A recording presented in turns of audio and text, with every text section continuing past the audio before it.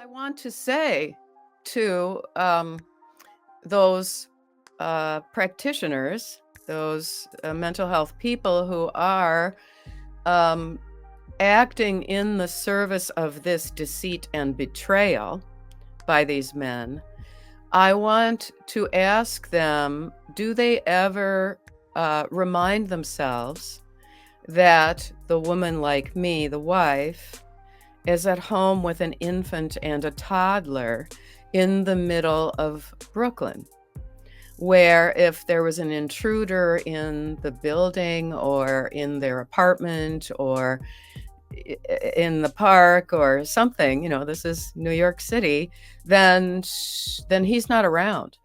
So welcome back. Thank you for joining me again. It's so lovely speaking with you. And I wanted to ask you, so women who go through this and they're seeking help from a therapist, or as a couple, Mm-hmm. you're seeking help from a who you would think is a professional Yes, from a and is practitioner. a That's what I say. practitioner. A Yeah. practitioner. Wow. Yeah. So what is your experience then with practitioners when dealing with men who have come out as Ideate. trans, Right. married Yeah. men? The field of mental health is really quite captured, and they use all of that language. I think they're the ones who have been pushing the female negating words like chest feeder and ovary haver and cervix haver and all kinds of other basically derogatory labels for women. and and all in the service of making those individuals who ideate an opposite sex persona more comfortable, even though they're supposed to be so rare. I mean, I just sort of feel like, look, if you have this problem, and it's so rare, you're going to have to get over yourself. Then it's supposed to be one in every, you know, 2000 or 1500 or something.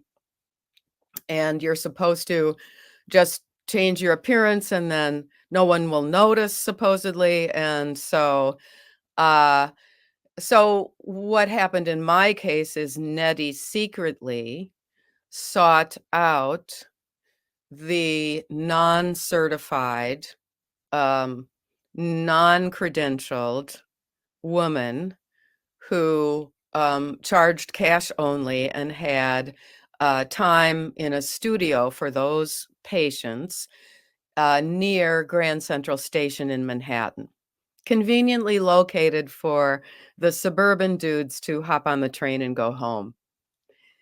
Yeah. Wow. Yeah. And therefore, she probably wasn't declaring this on taxes. There's, there are many, many ramifications of all of the fraud and falsehoods and so on. And the other thing, I think, if I remember correctly, there's no way that I can confirm this because I can't find her anyplace anymore. But the way I remember it is that her husband was an endocrinologist. So she acted as a channel to her husband's on paper medical services. So So is she that with the hormones and was taking the HRT? hormones. My understanding, I don't have, any document that says that, but my understanding is that Nettie went to her husband because he told me he had had his testosterone level checked. He got on some kind of testosterone blocker then, and then was on, I think it's called estradiol, a synthetic estrogen.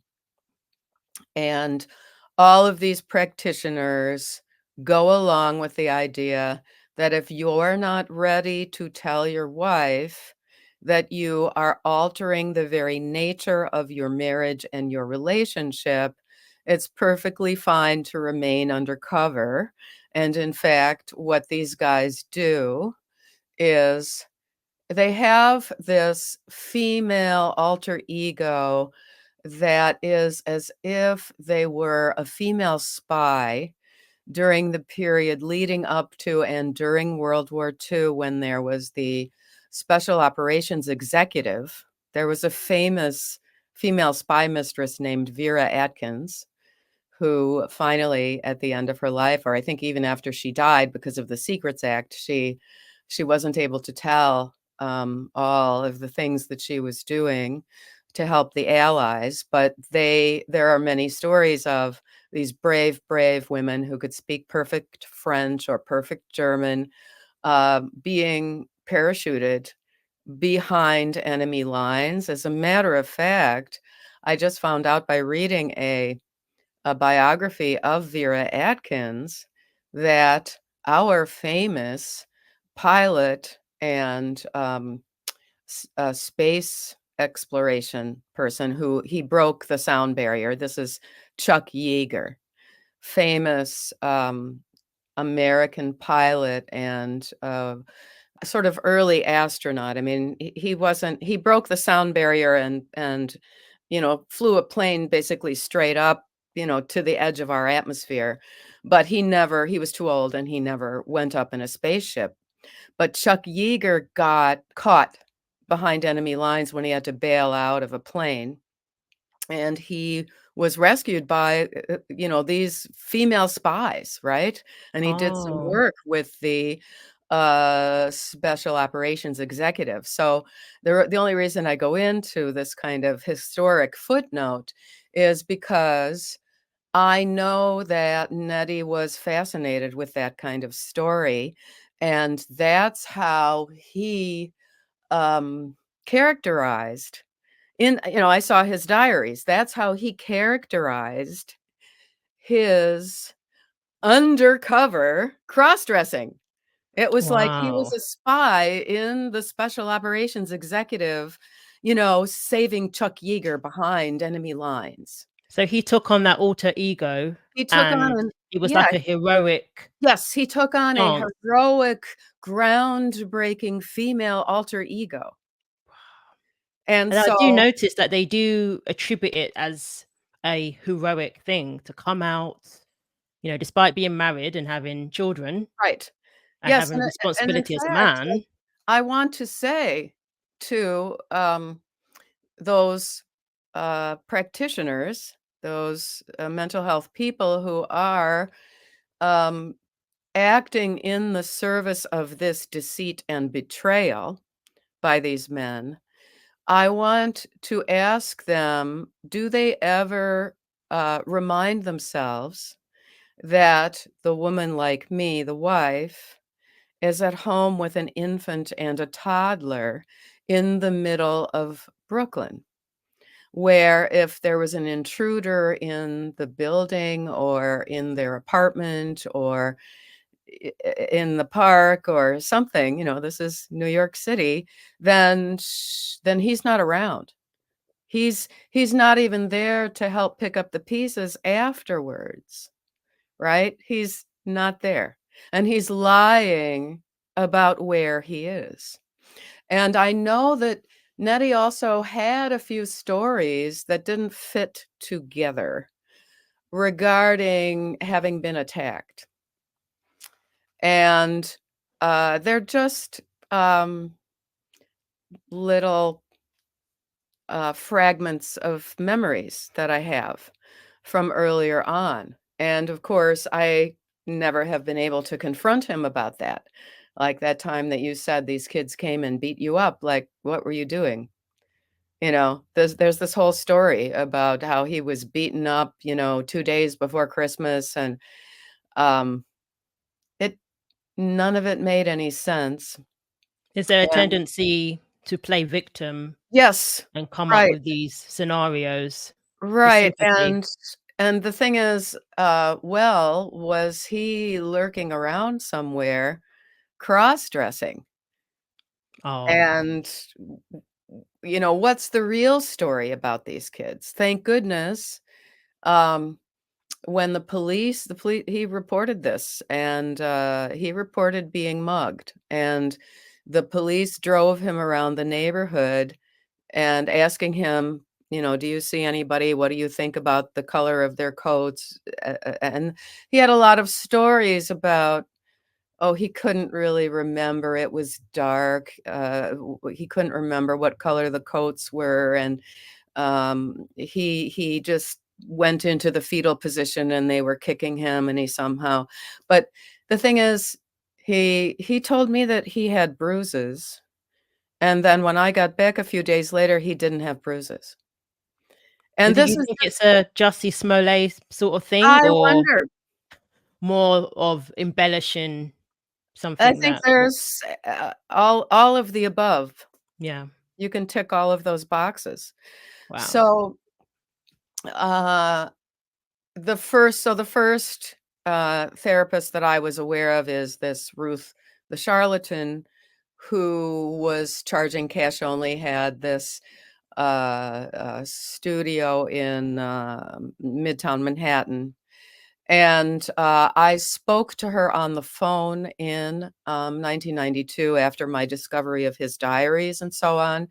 And she said right on the phone to me, he's a transsexual. And there I am with my little 1-year-old in the background. And it's just happened where the knife that Nettie hid under the refrigerator, that story had occurred. And I'm thinking, okay, this isn't safe. I have to leave. Now, I didn't meet her until April of 1995 then, because I bolted with the kids, uh, and, um, and said I had to go to my parents because this business about him thinking he might wanna kill himself and he has to hide knives, I just said, what else are you hiding? I mean, is one of the kids gonna pull out a pistol and think it's a toy gun or something? I just don't know. I can't predict your behavior." And of course, to the best of my knowledge, our household was not a gun-owning household. Um, and, then he completely detransitioned, after I left, and he grew a Oh. beard, and he wrote a letter to my father saying that Ruth was a charlatan. So that's why in my memoir, In The Curated Woods, I call her Ruth the charlatan. Um, and then he coerced me into returning because I didn't have any proof, right? I'm sure that even if I figured out how to subpoena a statement from Ruth, if we were in a divorce case or something, and he was saying I made this up, she wouldn't testify in my favor or anything like that. And so then in early 1993, I returned, and this was under the stipulation that we would go to marital therapy together, that he would get therapy for his childhood experiences of abuse and trauma, which he delayed and wouldn't do. This is classic narcissist behavior, that they will agree to something when they feel that they have to, but then they don't have time. And uh, so then what I know from the affidavit from the psychologist, she said in the affidavit that was submitted to the court in the divorce, that she met him first for his first appointment with her on July 20th of 1993. So from January of 1993 to July, then that's about 7 months. So he lasted about 7 months being so-called detransitioned. And then he entered into this um, joint therapy because what I figured out later is that Dr. Connie, the PhD with credentials who had state certifications in marital counseling, um, she actually was pretending to have conducted all of the sessions with Ruth, who had no certifications, but um, it was explained to me by people at the state certifying board, which is in the Department of Education for some reason. He explained to me that a qualified marital counselor who has something like a PhD or an MSW, that kind of thing, um, is authorized to have other people working under their supervision. So therefore, um, this Dr. Connie has a whole umbrella potentially of non-certified people diagnosing something as serious as, gender dysphoria and the path towards damaging hormones and sex trait modification surgeries.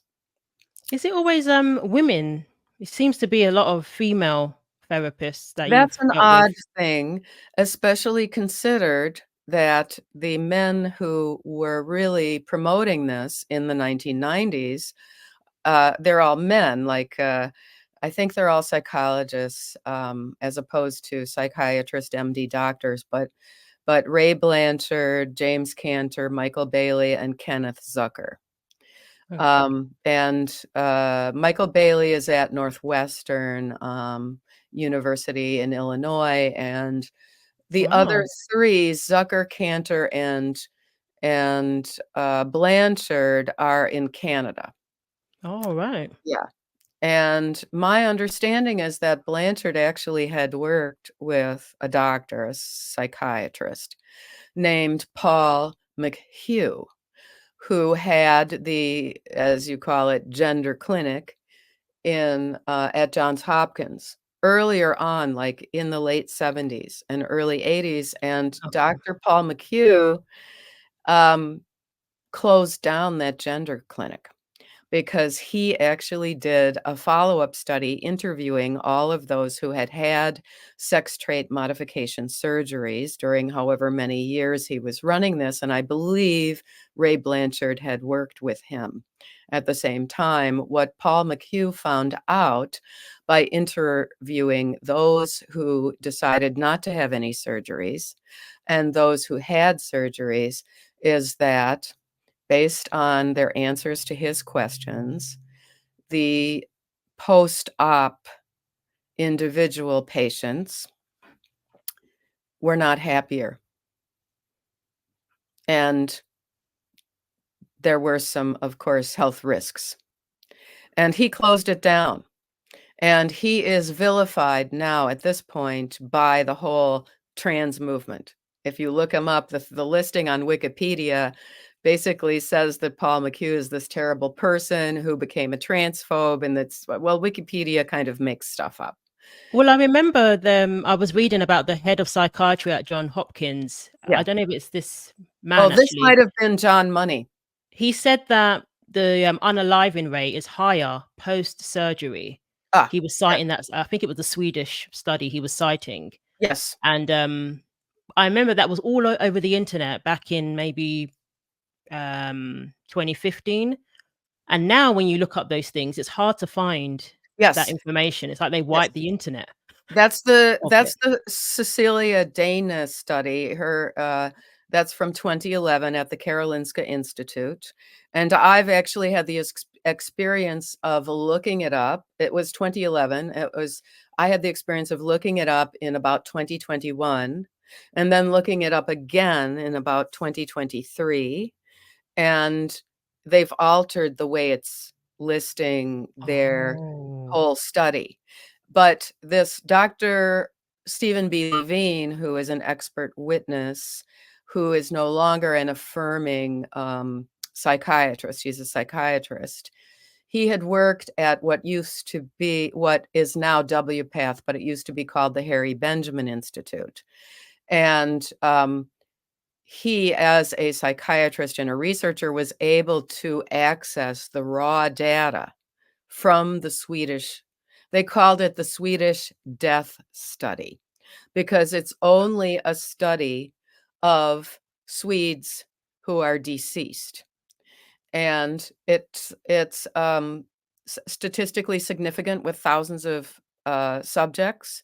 and it had a statistically significant number of natal females who had undergone the double mastectomies and the treatments, as well as natal males who had gone through sex trait modification surgeries. Except the way this study is written, it calls the control group the cis Swedish people and the other group the trans people. So it's the captured language is thoroughly throughout the research edifice of all of this. And I guess the reason I bring it up and that I hold a grudge actually against Ray Blanchard is that Nettie lorded over me that he was going through this official process that was called the Blanchard Protocols, which was cross-dressing 24/7 for 2 years. And I thought that Ray Blanchard actually had designed it so that you didn't even take hormones until the 2 years of cross-dressing had gone through, and Ray Blanchard makes a big point that they had to keep their jobs and stuff like that. Of course, they didn't do any separate independent research or data gathering on the wives of these men No. and what kind of psychological ramifications there were for them or the children. And so it's all quite sketchy, and along with that, at Johns Hopkins was John Money, who was a child sexual molester, and he was the psychologist or psychiatrist who transitioned the one of the Reamer twins, David Reamer, and Oh. both of those twins ended up in adulthood committing suicide.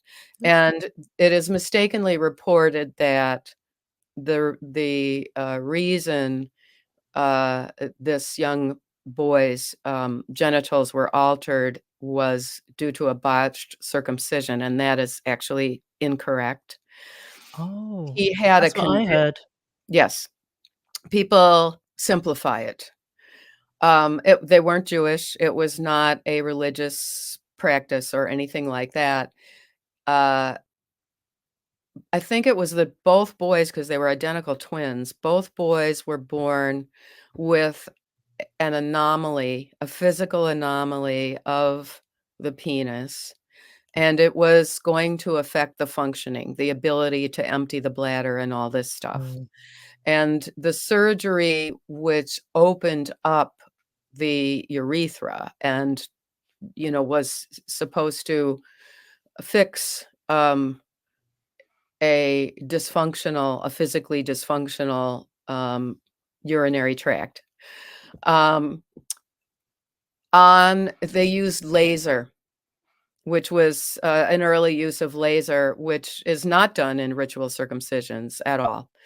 In the religious Jewish world, say, but it was botched, and David Reamer's penis was damaged, and so John Money said, "Well, let's just make him into a girl," and he had all these theories about sexual orientation and identity.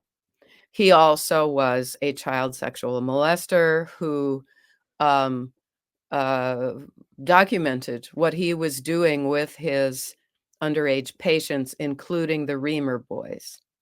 And he should have been in jail. He lost his credentials, but shockingly, but not surprisingly, he continued to make speeches at WPATH, the World Professional Association for Transgender Health. So that's just the little, seamy, that's only touching the surface of the seamy background of this field. So into this walks Nettie, right, with his feelings of anxiety and unhappiness, and it's specifically manifesting when I'm pregnant with our second child and after I've birthed our second child. And when I think about the fact that he had filled 3 large format sketchbooks with his rather tiny, distinctive handwriting, uh, and that was I discovered that when our younger son was, just about 16 months old, so he was a year, and, so that says to me, and looking at the pattern of all of the business trips that he was taking, and I was a little bit, overstressed. As a pregnant woman, I was actually sick with a sinus infection right before our younger son was born, and when he was 6 months old, I got pneumonia, and I was in a very precarious state, um, for a couple of months. And I think, to be honest, that Nettie started imagining that he could take over as mother if I died, because Wow. some men do that. He was later on, he was unwilling to talk about any of that, and of course, I'm a terrible person to be making any kind of conjecture about this. However, I read his diaries and I saw the dislike of me that he expressed and um, the odd, impatience he had with our really quite wonderful, intelligent four-year-old who kept asking, "Why?" But, you explain some phenomenon, and then he says, "Oh, but why?" Right, and then, like, he would have listened, with, absolutely hanging on your every word if you said, "Well, there's this thing called physics, and it's because of physics." And then he would probably say, "Okay." Right? And so I just so enjoyed, my children's babyhoods and childhoods, whereas, Nettie allowed himself to be sucked into what I call the pink glitter tunnel, because it's bigger than a rabbit hole, and, he really did seem quite unhappy, and I attributed that to, being the breadwinner where now there are 2 children in the family. Um, but, I actually have written down some factors. We were talking about, this pattern of men who suddenly find that their desire to present as female becomes an obsession when their wife is pregnant or shortly after she's given birth. Yes, I've noticed some of the stories I've heard, it always seems to be while she's either pregnant or she has a very young, she's just Mhm. given birth, like you Baby. said. Right. And I remember they touched upon it in Beyond the Looking Glass as well, Yes, behind the and looking glass, Behind the yes. Looking Glass. Mhm. And they were saying that it's to do with attention and obviously Well, you're yes. Okay, I've got 3 related but different aspects of this. And, I haven't I mean, even with the, psychologist or, therapist, who's very good, Lisa Marciano in Behind the Looking Glass at Lime Soda Films YouTube channel, um, uh, I would say that I've thought about this and, I have a little bit more in-depth detail. I mean, she wouldn't have had time to go into all of this for her part in the movie, but so for number 1, she's pregnant because he's a man. He got her pregnant, Mhm. and so that's undeniable that he's a man. It was his That's right. sperm, Yeah. okay? Right? And so unconsciously, that is the physical proof that he's a man. And he Wow. can't get away from the fact that he's a father. He fathered this child. It was due to his actually normal sexual functioning that a baby was conceived. And usually that's a positive thing for a man, like a sign of Oh, yes. masculinity, the Right, it's fathering a sign of children. virility, they're usually proud, Mhm. He you know, I would say that in the first pregnancy, he did act kinda proud and, you know, swag it around, and his some of the male friends would smack him on the back and, "Way to go, Nutty," and and I just sort of felt like, "Yeah, that's, the birds and the bees, we all learned that when if we were lucky, when we were about 9 or 10 years old." The praise directed towards him is directed towards him as a father, right? Yeah. It's about his Wow. virility as a father. He took part in the conception of a child as a sexually active heterosexual male. And so that's a reality, right? Yeah. And something that I don't understand, that I want to, you know, is have I have a fantasy, not anything real. But I have a fantasy about just, being locked in a room with Dr. Connie, right? I'm not gonna tie her down or, tape her eyes open so that she has to watch every second of Behind the Looking Glass, but I would like to just say to her, "So don't you agree that the fact that this male patient of yours is a man and that the child or children that he fathered is proof that he's a man, Exactly. then don't you think it would be more helpful to him if you mentioned he needs to come to grips with that and just face into that and be proud of himself like like 99.9% of other men?" Don't you think Oh, it's good that you actually tell him the reality of the situation rather than going along with a delusion? right. Yeah. And the truth is, no man can experience natural childbirth. There's all kind of talk from people who don't ground themselves in the real world, such as Martina Rothblatt, who think one day that men will be able to sustain a pregnancy and, carry a baby, whatever. But that if, let's say in that science fiction world, let's say that the thing is, there's no way that he could go through natural childbirth because he doesn't have a birth canal. He might have something that he calls his neo-vagina or something like this, but the function of the vaginal wall is to expand and contract.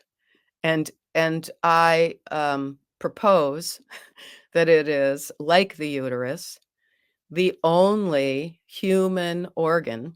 I propose that the uterus and the, vagina are the only human organs that can start out a certain relatively small size. I think our uterus is about the size of a fist, and stretch to be big enough to accommodate a 9-month-old baby, a Yep. 9-month-old fetus. Yep. Um, so those are 2 organs that cannot be manufactured through plastic surgery. And even in sexual functioning, with arousal and, um, what do you call it? The fluids, lubrication. The vagina is not just this static tube, right? It's not just a tube, right? It has um, a really quite remarkable capacity. And so any surgeon who thinks that he's going to manufacture something that he tells his patient to call a vagina, that surgeon is lying, because the vagina for a woman, whether or not she ever gets pregnant, the vagina is still biologically functioning as the birth canal. Yeah. And so this is, I feel like, okay, I mean, I actually did a really in-depth study. I read a bunch of the books by Dr. Ruth, the expert on sex who used to have a show, and she just died recently. And she's one of the bona fide researchers about female sexual response, and the information she's given women is helpful. You know. Okay, so that was all I did was get us through the first of 3 reasons why men get themselves all turned around regarding uh, themselves and their identity when he got a woman pregnant. Okay. So as the pregnancy goes from the early hidden stage, when a lot of us typically have morning sickness. I'm just wondering, you want the morning sickness? Hey, you guys, if we could magically just give you all the morning sickness, you can have it, okay? Just take it and run with it. Just have the morning sickness. Go ahead. Be my guest. Okay, so that's the hidden stage, and then there's the stage of starting to show. Then there's the very remarkable stage of feeling the baby move, and as the baby gets bigger, like you can identify a foot, like this foot is poking up into your ribs, or then before the baby settles, within hopefully, all cases with the head down and not presenting breech.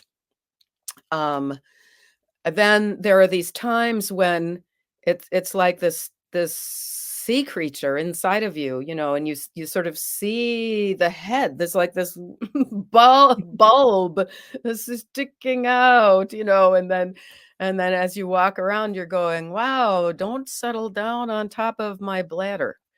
Don't decide you want to have your head up and go feet first. Don't do that." You know? So the thing is, then it's very obvious in the later stages of pregnancy, and it's very exciting, and the woman is very excited, right? Yeah. And people, you have to kind of keep your distance because people wanna touch your belly and that, so a pregnant woman gets a lot of positive attention. And, um I personally think men should be able to roll with that, you know, Yeah. and they should be, admiring and complimentary to the pregnant wife because she is facing the trial of labor. Which can And be unpredictable. yes, which Your can body be knows what to do, but it does what it yeah, is going to do. It's gonna do what it's and, gonna do, and for you can't control example it per se. yeah. I have a friend who had a normal, first pregnancy, and then her second pregnancy, the baby was breech, and, the placenta had not attached at a normal upper region. Wow. The placenta was, just above the cervix. This is very dangerous, and, even for the planned C-section, there was a time when that OBGYN surgeon couldn't stop the bleeding. Wow. And I got the story from her husband. I knew them as a couple, and I got the story from her husband, and he said, "I knew something might be really bad when the doctors sent me out of the room." And so, you know, most pregnants are healthy. Most pregnancies are healthy. Most women give birth naturally. I gave birth without any kind of pain medication. And with the second time, my, labor was only 5 hours, and I think I made it shorter by Wow. walking around. It was I had learned what it feels like in the first, which I found to be pretty shocking. And and then I knew what to expect in the second, and, I had read a little bit about walking, and so I had Nutty following me with a folding chair, and during the contraction, I sat down and I did my breathing, and then, when the contractions stopped in the early phases of my labor. Then I got up and leaned against the wall and waddled up and down the hallways with Nettie following me with the folding chair. And at a certain point, the midwife called, and then we said what the amount of time was between the contractions and how long I had been. And she said, "You get here. You get here right now. I don't want this baby to be born in the back of a cab." And he was born within 45 minutes after we arrived to the hospital. This was kind of interesting. It was Easter Sunday and the beginning of Passover in Brooklyn. So the hospital was kind of low staff, you know.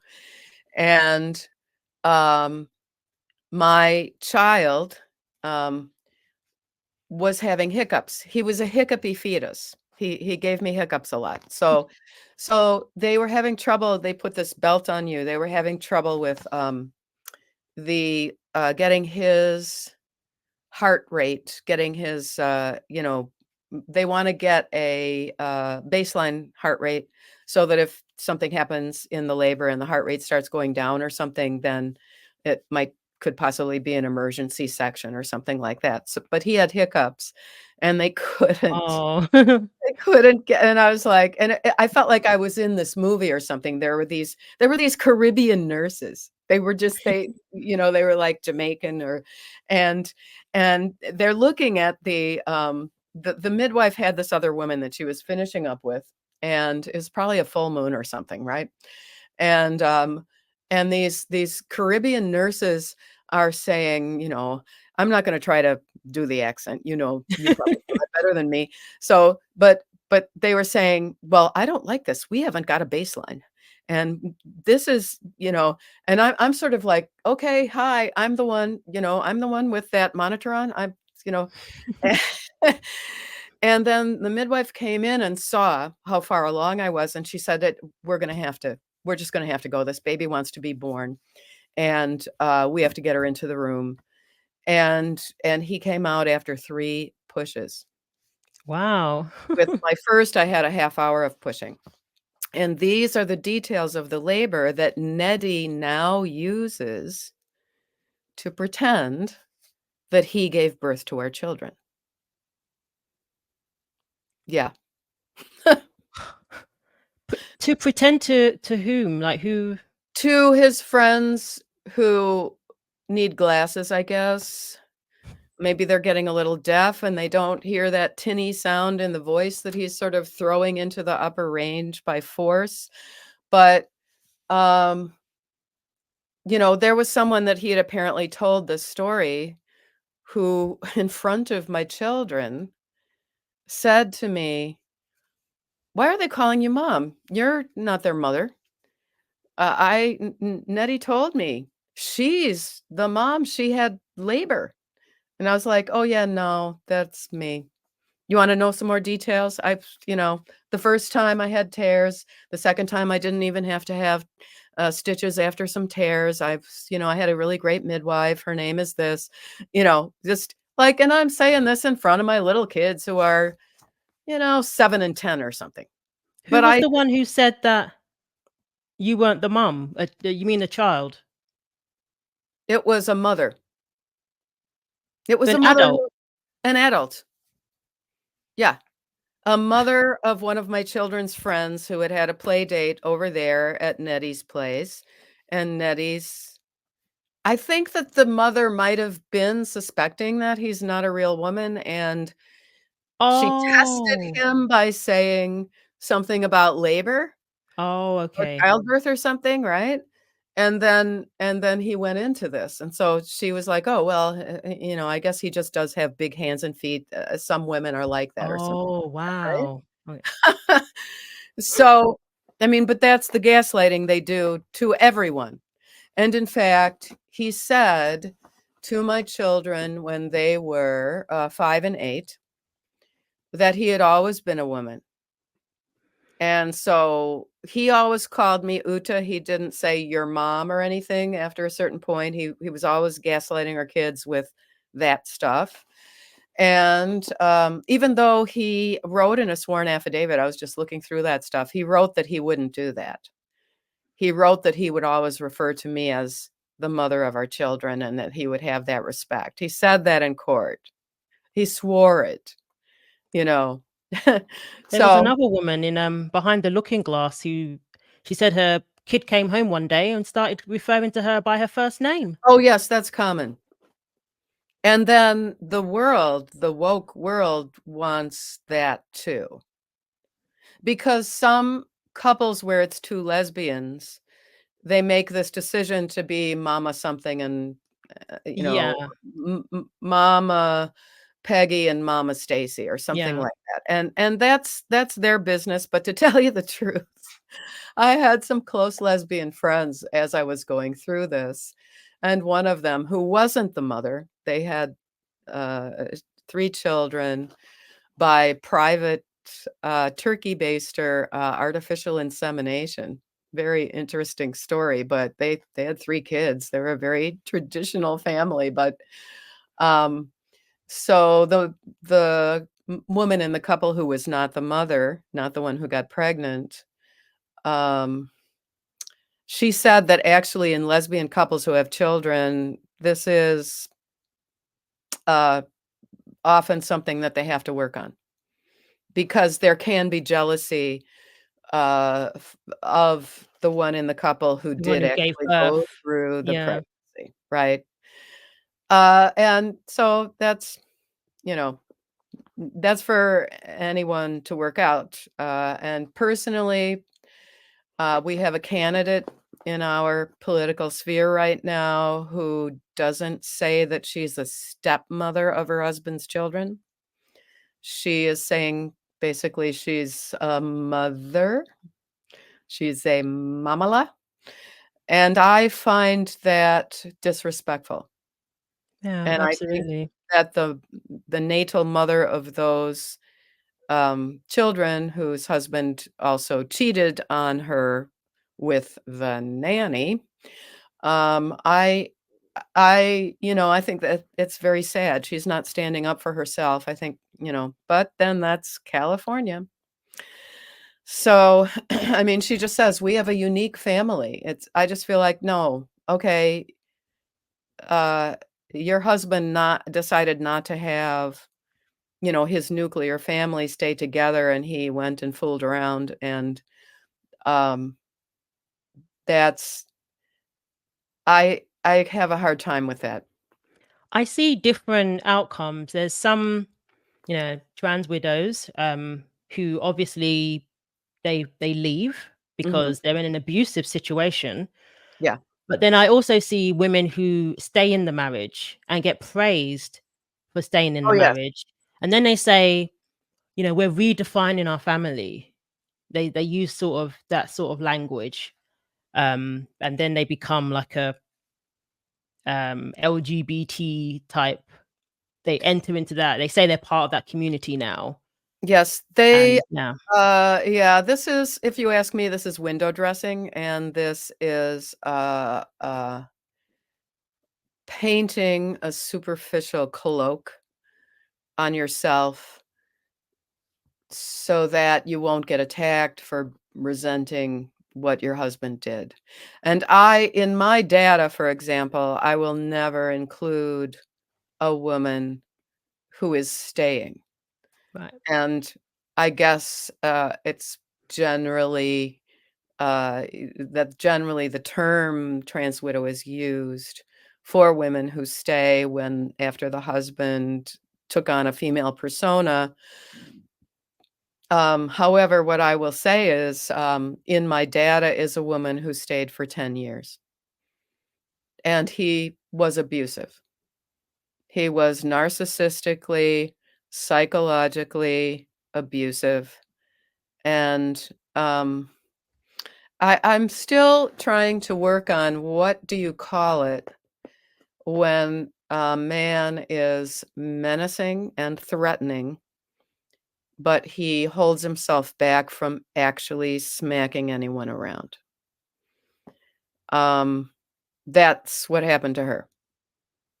But she also, I mean, it's possible that she simply was good at dodging.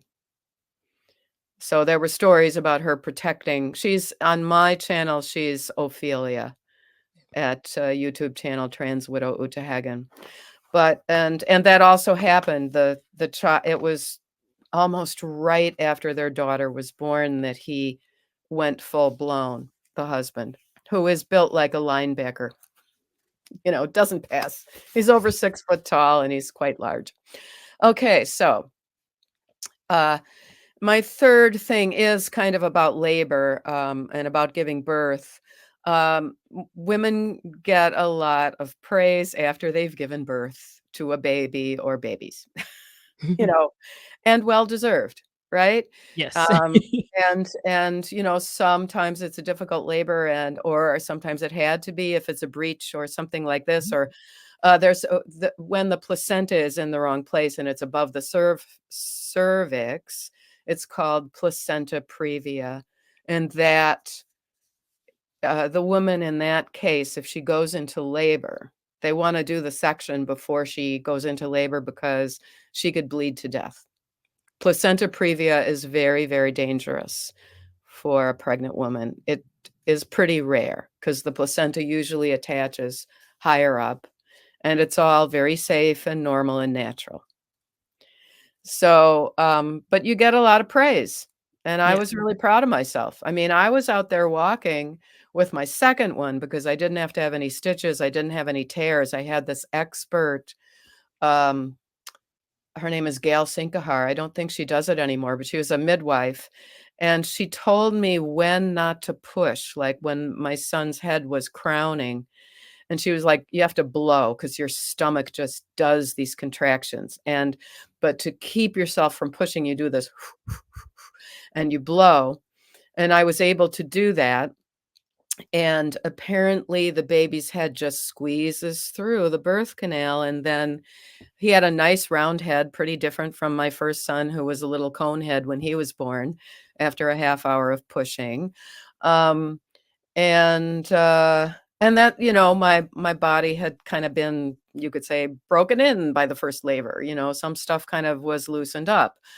Um, and so and then there's the birth and the postpartum, immediate postpartum period. And of course, the hospital staff is always breathing a sigh of relief after the healthy baby is born, and they were part of it. It's such a miracle, right? And typically, if the husband was there the whole time, they're smacking him on the back and congratulations, and he gets to hold the baby. And I think with both of them, they had him cut the umbilical cord. That's like this thing they let the guy do, Yeah. put on a glove, here's the scissors, click, they've made it all safe with all the clips and all that stuff. And but the bond between the baby and the mother is a primary one. It needs to happen immediately after birth. The baby needs to suckle as soon as possible because there's a fluid that comes in before it's breast milk, which is colostrum.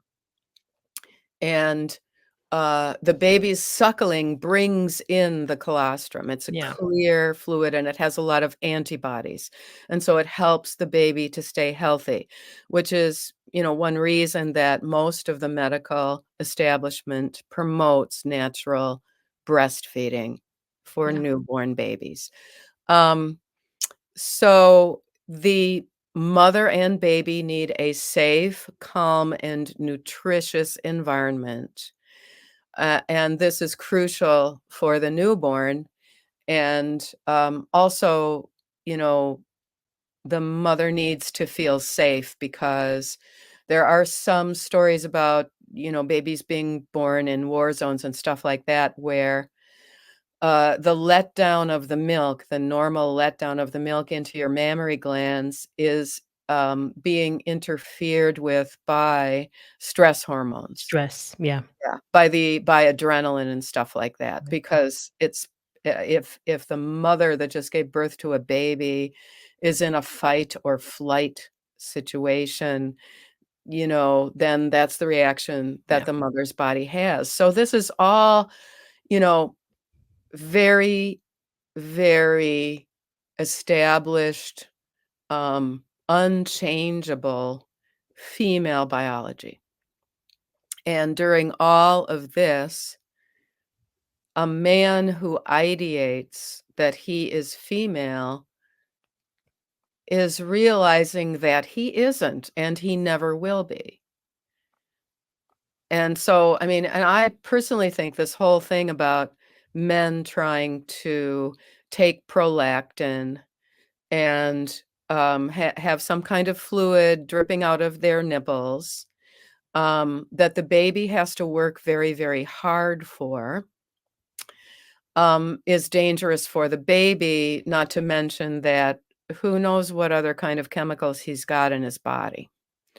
And so this whole thing about men doing some kind of breastfeeding is, I'm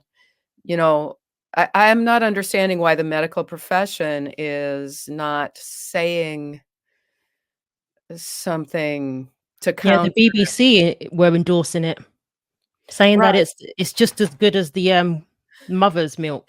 It actually doesn't matter what the content is of that milk because the quantity is not there. They are not a female, and they have to take a chemical that is not, natural to their body, and they will not make enough milk for the baby, and the baby will have to work too hard.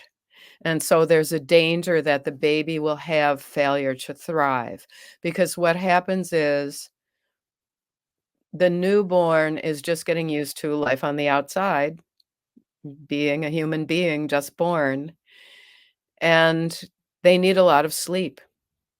Their whole digestive system is kicking in. All of the nutrition was through the placenta and through the umbilical cord during the pregnancy. So the newborn baby's whole system has to adjust to our human life and consuming food with your mouth. And there are babies who get into trouble with, if they don't have a good sucking reflex. If there's Yeah, some babies that have, like, long tongues tongue ties and and various things, yeah, so and then, lactation consultants can help a great deal with that. Unfortunately, the world of lactation consultants has been infiltrated with these men. oh Who my it used to be that gosh. you had to be a woman to be a midwife, and that you had to be a woman to be a lactation consultant, and that has all kind of melted away. And, this is a man, seeking narcissistic fuel from, his target. And Um, that baby has a mother. So right. you're giving up the healthy, plentiful milk of the mothers and giving the baby to a man who's taken chemicals. Yes, the thing is, it's a cycle, and I know this because, when I had pneumonia when my, younger son was 6 months old, my milk kind of dried up, and we had to give him formula, and, um, in order that my milk wouldn't permanently dry up, I used a breast pump and I pumped, and when I was better in 2 months, this is unusual, my six-month-old from when he was about, uh maybe, it was 7 to 8 months, something like that. And, that was getting old enough to even take a little food, right? But, um,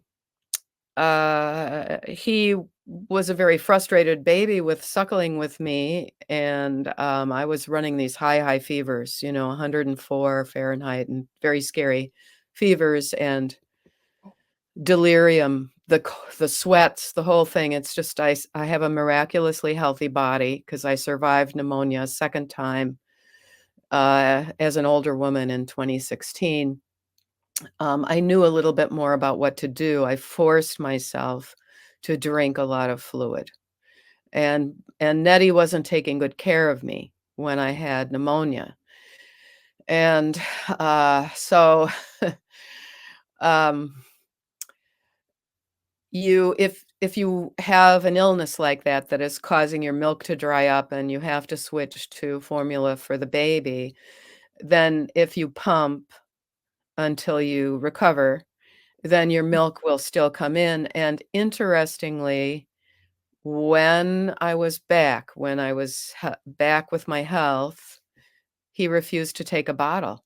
I thought there's so many times when babies then refuse to take the breast if they've had the bottle, Yeah. but in my case, I think he really wanted that comfort, uh, of having his, mother well and everything, and he refused, to take the bottle, and, I was able to nurse him. Of course, it gets, much less and much more sparse as Yeah. they get older, but I nursed both of my sons until they were 2. Oh, And yeah.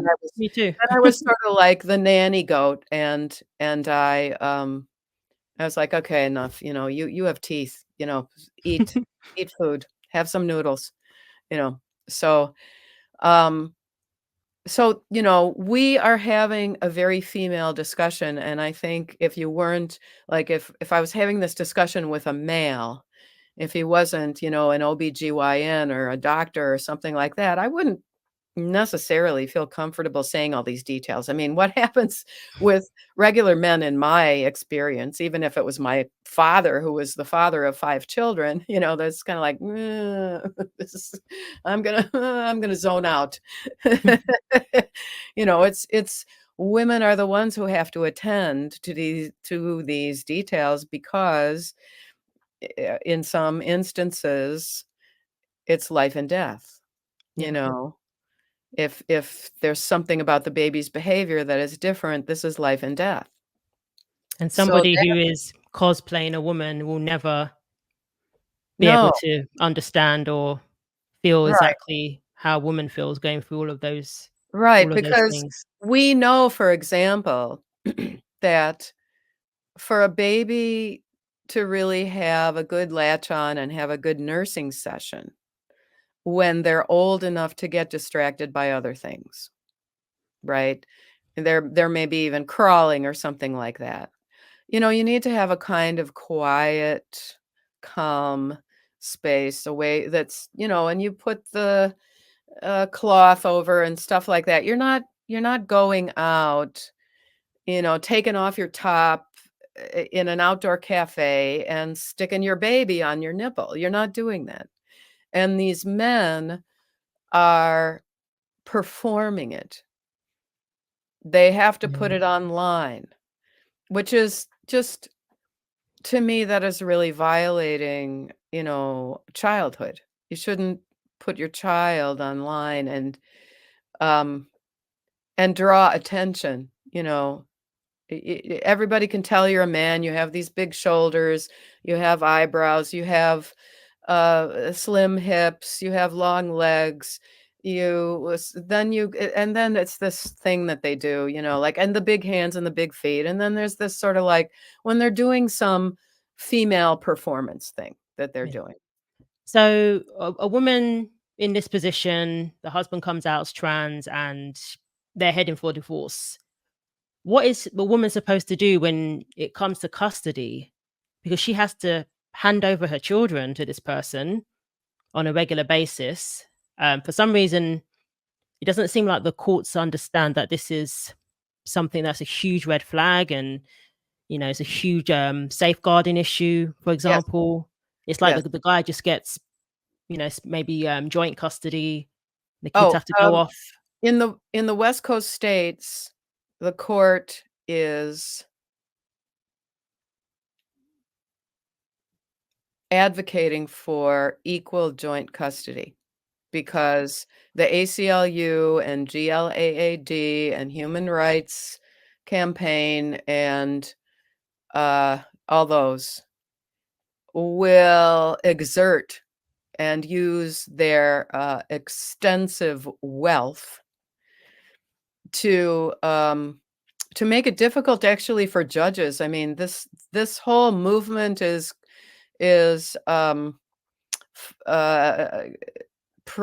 practicing institutional creep. Like right now in New York State, there's Proposition 1, whereby they want gender expression as a phrase and gender identity as a phrase to be added to the New York State Constitution in the stipulation that on the basis of sex, religion, background, race, there is to be no discrimination on the basis of those characteristics, those protected characteristics. They want to add this amorphous phrase, gender expression, and this amorphous phrase, gender identity. And so New York voters vote no on Proposition 1. I've also heard that there's a similar one in Missouri. So this is Oh. institutional creep. All these organizations engage in this, and just the general public is like, "Oh, yeah, sure, why not? I mean, just, those poor people, be nice." Yeah. So, Wow. yeah. Uh And that's erasing women when you oh, it's start. absolute female erasure. Yeah. Without a doubt, it is female erasure, and, it really bothers me when some conservatives will say, "Well, you women invited this in." I First of get that all, all the time on my videos. yes. Okay, this is my policy is click, hide user from channel. I'm not gonna go back and forth with nonsense like that. Um, and, I mean, literally, sometimes men on the right will also say, "Well, you should have found yourself, a stepfather for them more quickly. What go to church or something." And it's like, "Okay, yeah, no. It's really complicated." I mean, I actually did have an early on boyfriend. He's called the violinist in my memoir. And they attacked him in the divorce. The divorce took 4 years. It cost me somewhere around 30 something thousand, $1996. And, so, w it was I mean, I have a friend, well, our relationship is on hold right now. I had a California friend that I had grown up with in Madison, Wisconsin, and she would say stuff like, "Well, I don't really care about sports." And I just felt like, "And you call yourself a feminist." I personally don't call myself a feminist because it's the so-called feminists who have told us that these poor trans women need to be tolerated. And then the other thing that she said, I mean, she really had the whole, schema memorized. And she said, "Oh, well, I've known they're so sad, these," it's like, "Yeah, you don't know what happened when his wife left him, what happened behind closed doors." And then she says, "But it's so rare." It's like, this thing that's 1 in every 1,500 or something like that, and it's like, "Okay, if it's so rare, why is a teaching friend of mine who's still working at the school that I had worked at telling me that, half of the girls in 5th grade are identifying as non-binary or trans?" Half. That's obviously social contagion. Yes, absolutely. It's really, really scary how the path that we're going down now, Yeah. where it's just, and I think it's along the lines of I need to be in a group that considers themselves oppressed. Oh, So yes. Oh, that's yeah. one of the. Oh my goodness.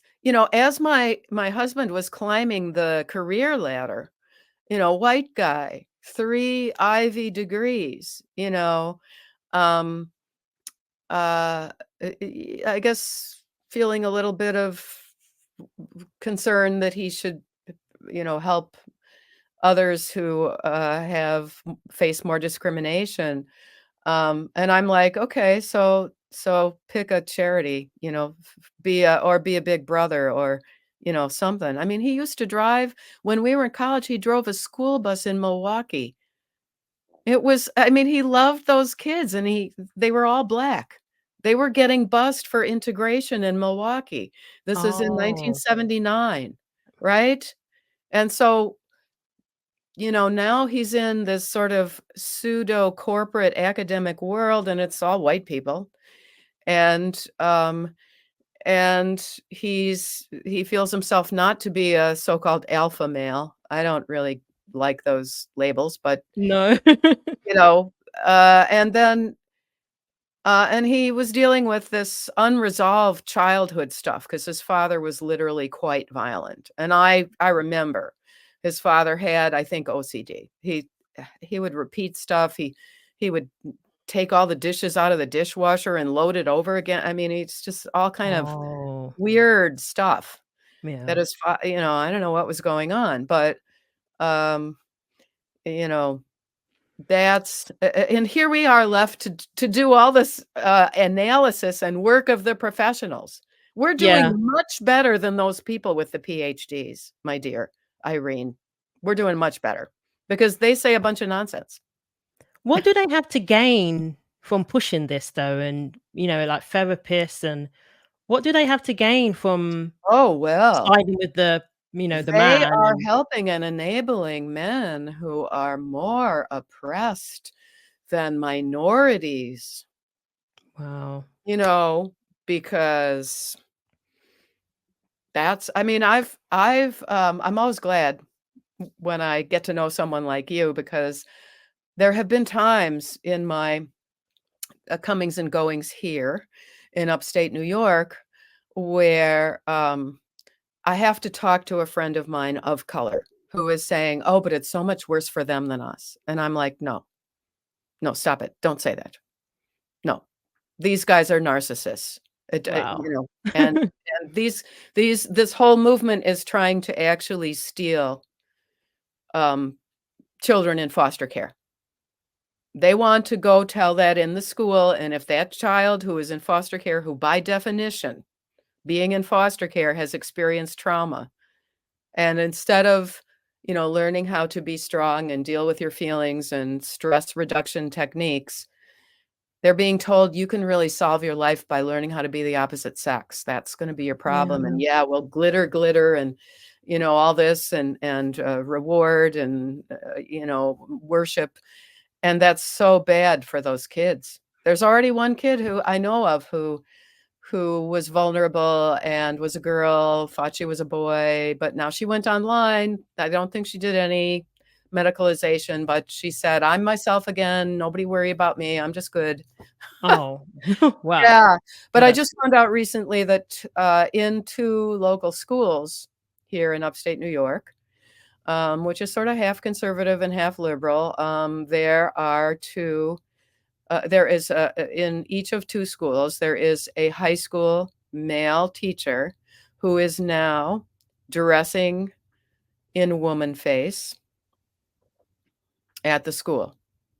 And so I'm hoping that people have their eyes open because they have to keep their eyes open. Don't it's a must. don't Yeah. let your kid go to that club that guy's starting. Mm-mm. Mm-mm. No. Yeah, it's an absolute must. Terrific. Parents need to be so much more vigilant, especially with their kids online, what they're exposed to online. Yeah, It's just so. yeah. Well, before we go, could you let people know how to find your work and where they Yes, can thank find you, out more thank you. information? So I did write a book called In The Curated Woods, and that is from the publisher iuniverse.com. It's available in the Kindle form and stuff like that, like say from Barnes and Noble or Amazon, but it's also directly from the publisher. And my YouTube channel is Trans Widow Ute Heggen. Ute Heggen, right, just like this label, and Trans Widow being 2 words. And my WordPress blog is always listed at my channel. It's kind of a mouthful, but it is all one word, Ute Heggen, grasswidow.wordpress.com. And I'm at my homework is now to put up a new post there with a part of the new book I'm writing, which will also be published by iUniverse, the title of which is going to be Trans Widow Chronicles, subtitle Leaving and Healing. Wow. Yeah. And you're behind the looking glass? I am in the behind the looking glass. I show up in a green top at about halfway through. I might be in there about 3 times. I saw you actually said that you think there should be a prenuptial agreement. That if Yeah, a I'd like man to, yeah. Very Like if interesting. yeah, that he says he recognizes that the woman should have custody. And you know what? I think a man could do this too. She needs to say also, I feel solid and based in my own female identity. And if I decide that I'm supposed to have a male identity, then I will give the father of the children custody. Wow. I don't know if that will fly at all. Lawyers would probably tell you not to do it, but I think it would be one way to figure out if he's a little bit shaky on his, because if he's not willing to say that, I mean, any regular guy is going to say, sure, I'll sign on the dotted line. No problem. True. Yeah. Yeah. It's a shame that it's needed, but the way things are going. I know. So, well, thank you, Uta. I really appreciate you coming back. Anytime. I will come back. Anytime. We can talk about sports. We can talk about,